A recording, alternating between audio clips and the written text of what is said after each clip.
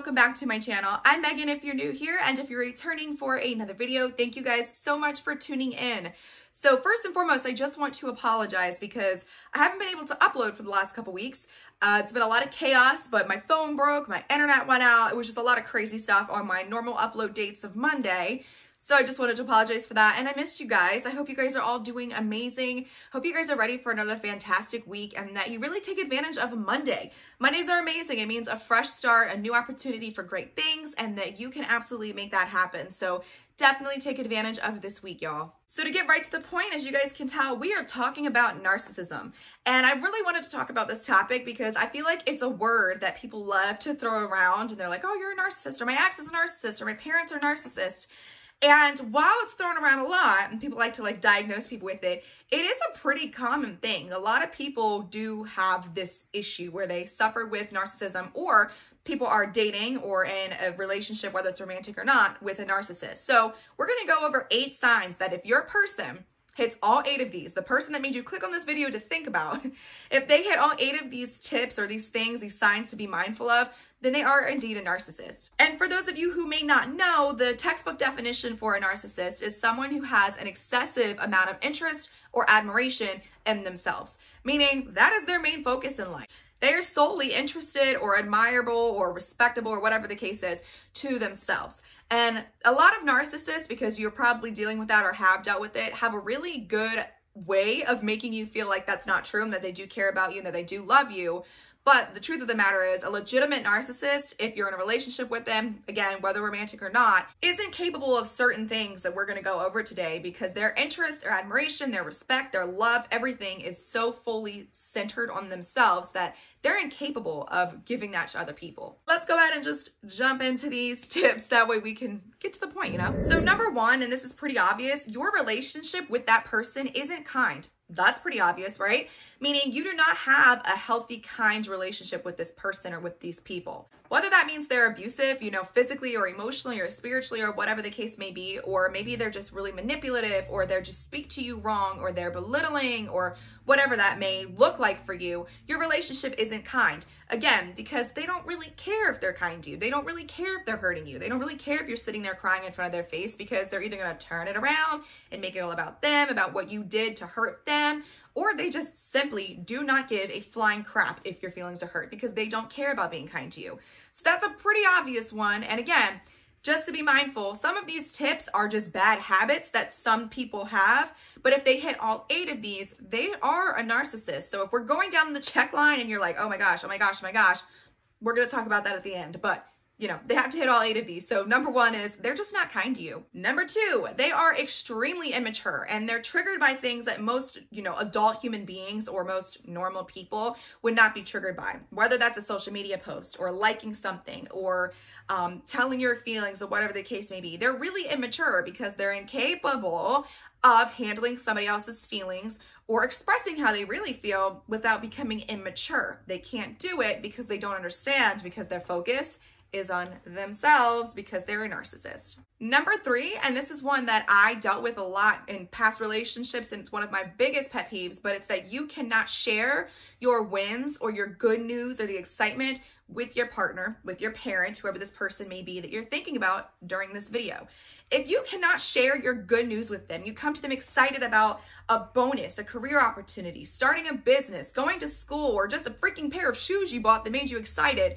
If you cannot express that to them and have that excitement and those butterflies and those warm feelings when you're talking to this person, because they don't get happy for you, they don't care, they change the subject, who wants to be in a relationship like that anyway? Like I said, I've been there and done that, and that is one of the most lonely and sad, discouraging feelings, because you want that person or those people to be happy for you and excited for you. A lot of the time, a narcissist can't, and they're incapable of feeling that because it's not them. It's not happening to them. Maybe they're intimidated by the fact that you bought a house or you got a car or you're moving forward, and they're not.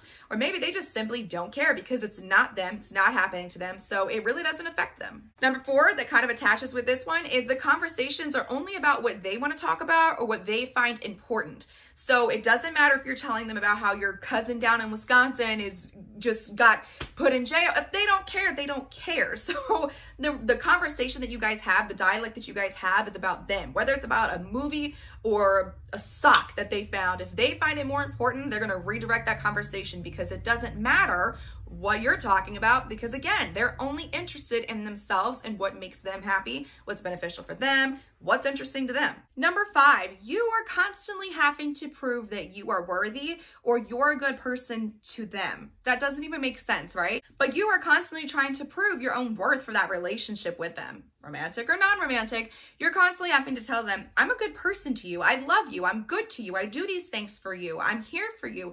All these things. You're literally constantly having to prove why you are the person who deserves to be in this spot.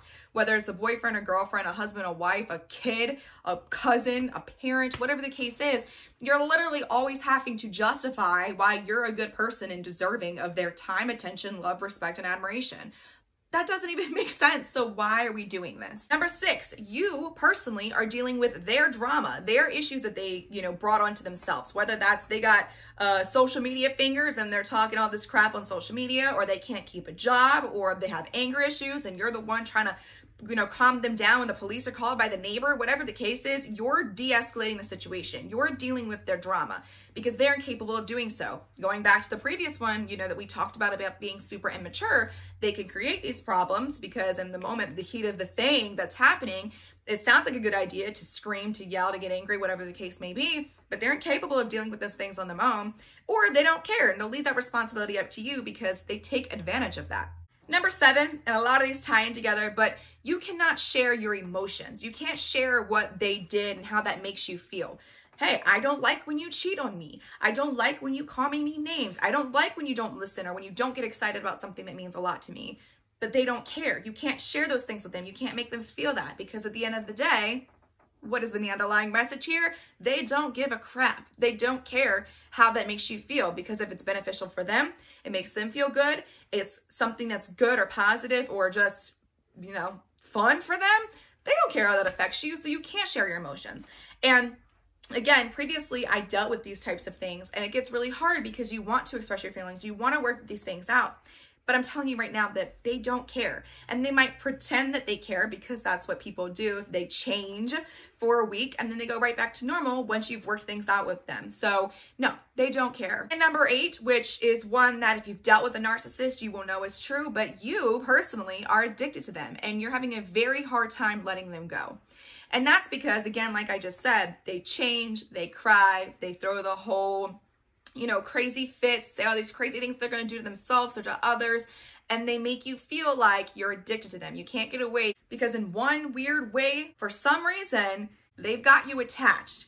And I know for me, in my previous relationships, when I was dealing with people who were narcissists, it was because I had daddy issues. And you guys know that. I never get on here and pretend that I'm perfect, but I had a lot of issues with things in my past or just previous relationships that just kept me attached to people who were no good for me, who had every single one of these marks, and I was freaking miserable. But because I had attachment issues and all these problems and stuff that I never dealt with back then, I was addicted to these people and I stayed and I stayed and I stayed no matter how wrong they were for me. So those are all 8 of your signs. Again, somebody might hit 1 or 2 of these because we're not perfect, but if the person that you were thinking about while watching this video hits all 8 of these, they are a narcissist.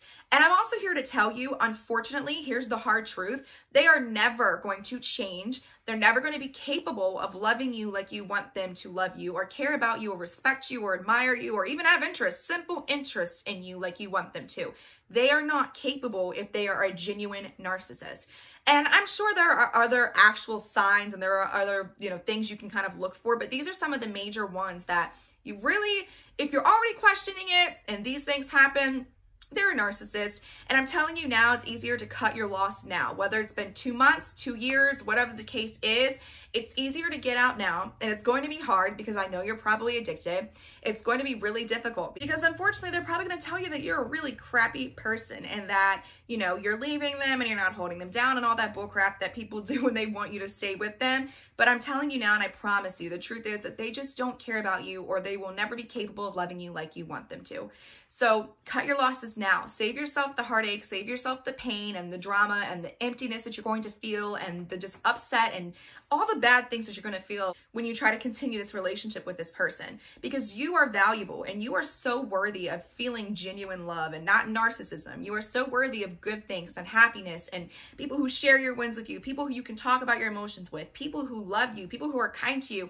You deserve that. And I know that, you know, it's easier said than done, because like I said, it took me really wanting to heal my own pain and my own drama before I was able to accept that for myself. But I'm telling you that you are deserving of that. And I hope that, you know, you watch this video and you realize that that's true, and that you allow yourself to get out of that so you can find what you truly do deserve. I've been trying to make my videos a little shorter for you guys. That way it's not me just talking for a million years. So let me know if you guys, you know, like it. If you want me to talk more, I don't mind. You guys know I like to talk. So more than anything, guys, I hope you always know that you are so loved and you are so deserving and you matter so much. I hear you. I see you. I love you guys, and I will talk to you next time.